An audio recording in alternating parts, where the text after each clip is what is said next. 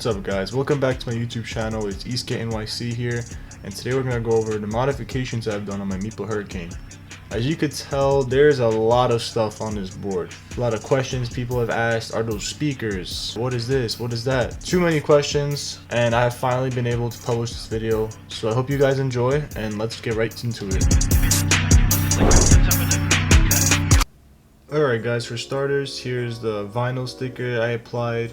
So pretty much I cut out the sides of the grip tape and I applied my branding, my YouTube channel, and my Instagram pretty much. And this is just an overview of the board, so you could pretty much see everything. I took the lights off in the front, so you could pretty much see the wiring. And this is just how the board looks like from the very top of it. Alright, and here we're going to start taking all the screws off. The Meepo Hurricane has 20 screws, so it takes a while to take all of them off. So this is in time-lapse mode, so you know, just so it's quicker. But once that is done, the cover comes off and you can pretty much see the wiring. Now you might get confused, but don't worry, I'm going to explain everything in just a second.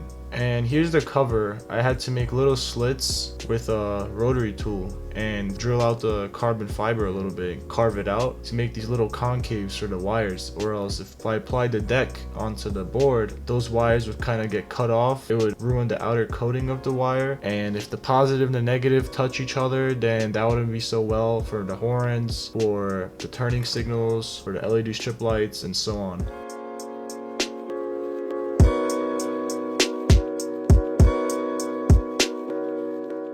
Alright guys, I'm going to explain this the easiest way possible. So on the far left of the screen, you can see that there's a 12-volt battery mounted on the rear of the electric skateboard. Now this 12-volt battery is put into a 3D printed case I made out of PLA. So basically this case has 4 holes on the bottom, which is mounted onto the trucks. So pretty much it's the whole board itself. It becomes as one as the board, and the battery slides in from the back. So it's a pretty nice, simple design. There's no problems with it. The only problem I could say that this has is that it's made out of PLA, and PLA is basically a plastic that is generally used for 3D printing, and it's basically not the best choice putting on a electric vehicle that's going to move around and vibrate and shake a lot. But so far it does hold on well, and I have no problems with it. Now this 12-volt battery is called a Talenti cell, and it has an output of 5 volts and 12 volts. The 5 volts power on the LED strip lights, which is an RGB-IC configuration. The 12 volts powers on the car horns, and it powers on the turning signals. Now if you look at the diagram on the bottom side of the board, you can see the LED circuit board. That is pretty much the motherboard for the LED strip lights, which is powered by that 5-volt output from the battery. These LED strip lights are perfect because I don't need a remote control. I don't have to carry anything on me. I can just go on the app and use the lights on the app. And I'll explain about the lights later. Now for the car horns and the turning signals, I had to go a little bit more basic, so I applied 2 receivers on the top end of the board. As you can see, there's a horn receiver and a turn signal receiver. The horn receiver has a 1-channel. Pretty much it's a 1-channel receiver where I have one single button, and when I press on it, it'll connect to the receiver, and I could wirelessly honk my car horn. Now the turn signal receiver has 2 channels. Basically, my left turning signals are parallel connected and my right turning signals are parallel connected. So pretty much each channel works for each side, and I have 2 buttons for that.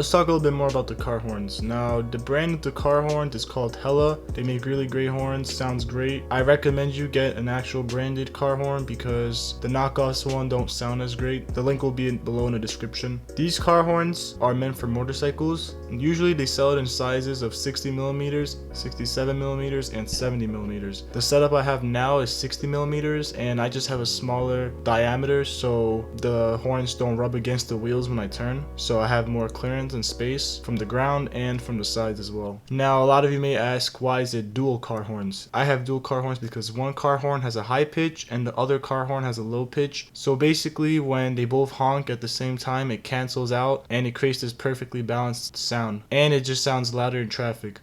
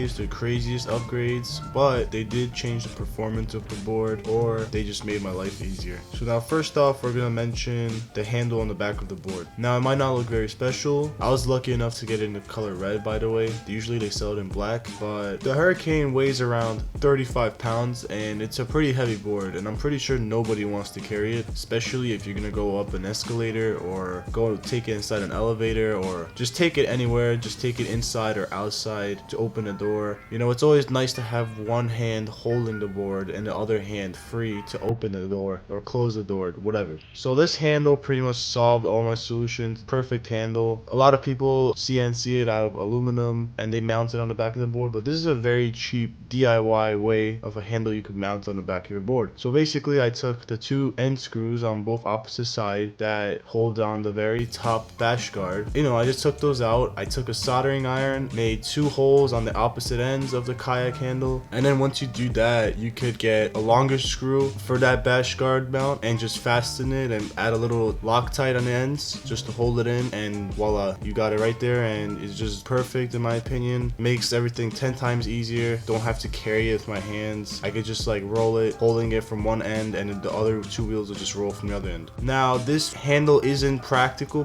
because it only works if you have AT wheels. If you have like 90mm wheels, there's a chance the front end might scrape on the ground. So this handle only works with if you have AT wheels.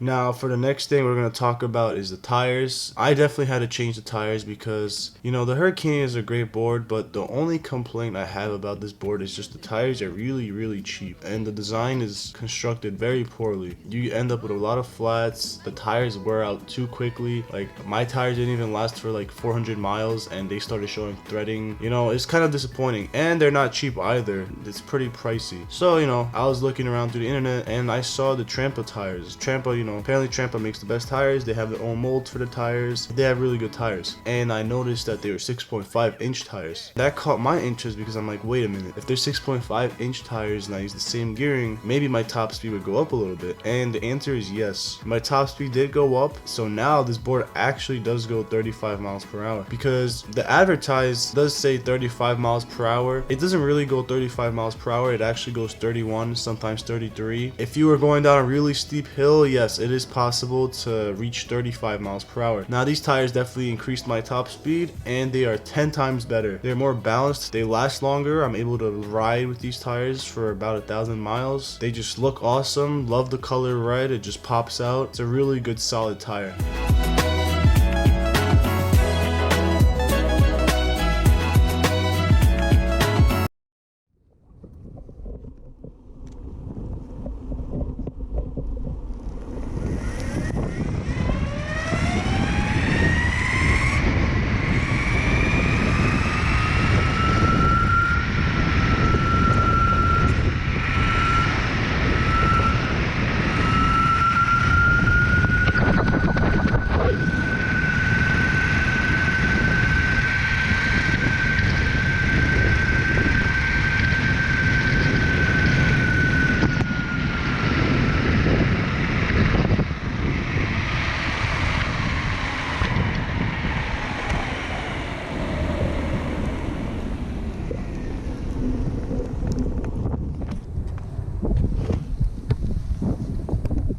Now another upgrade I added to the board, which is more of a cosmetic upgrade, are the LED strip lights that I mentioned earlier. Now what I like about these LED strip lights is that it's RGB-IC. Basically each LED has its individual function and I could control it, pretty much have any color I want. I could DIY these lights, I could do any pattern, any strobe, any type of flashing. I could pretty much customize it. And I also like it because there's no remote and I don't have to like carry a remote on me. Just go on the app, connect via Bluetooth, and pretty much I could choose any function I want. It also reacts to sound.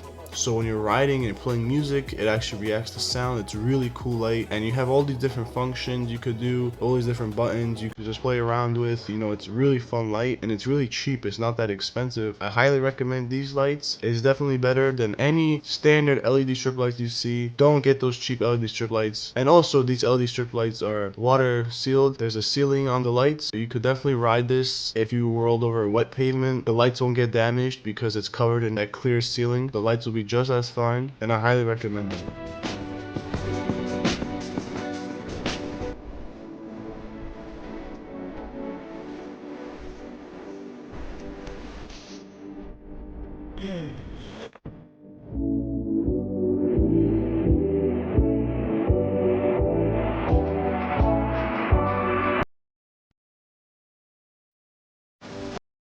Alright guys, that wraps it up. If you enjoyed this video, please give me a thumbs up and subscribe to the channel to check out more upcoming videos. And if you need any of the items I listed in the video today, they'll all be in the description below. I also have an Instagram and a TikTok. Feel free to check those out where I post more frequently. I'll also have that in the description below. And in the meantime, I'll see you guys in the next